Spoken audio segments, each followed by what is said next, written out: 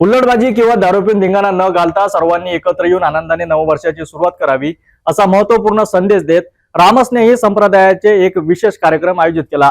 या कार्यक्रमात युवांना व्यसनमुक्ती शपथ घेत सकारात्मक सुरुवात करण्याचे आवाहन करण्यात आले।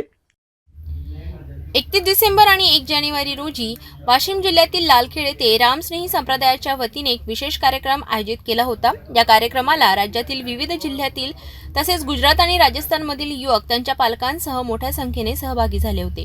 रामस्नेही युवक मंडळाच्या वतीने गेल्या 15 वर्षांपासून वाशिम जिल्ह्यात हिवरा येथील प्रमुख केंद्रावर व्यसनमुक्ती अभियान राबवले जात आहे। यावर्षी लालखेड येथे हे अभियान पहिल्यांदाच राबविण्यात आले।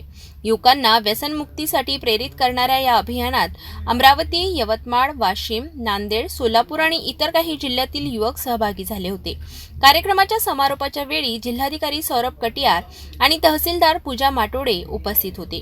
जिल्हाधिकाऱ्यांनी या कार्यक्रमाचं कौतुक करत समाजाला अशा प्रकारच्या कार्यक्रमांची आवश्यकता असल्याचं सांगितलं। रामस्नेही संप्रदायाच्या वतीने घेतलेल्या या व्यसनमुक्ती अभियानाने नववर्षाच्या स्वागतासाठी एक सकारात्मक दिशा दिली आहे। अशा प्रकारे समाजातील प्रत्येकाने नवीन वर्षाची सुरुवात व्यसनमुक्ती व सकारात्मक ध्येयाने करावी असा संदेश या कार्यक्रमातून देण्यात आला।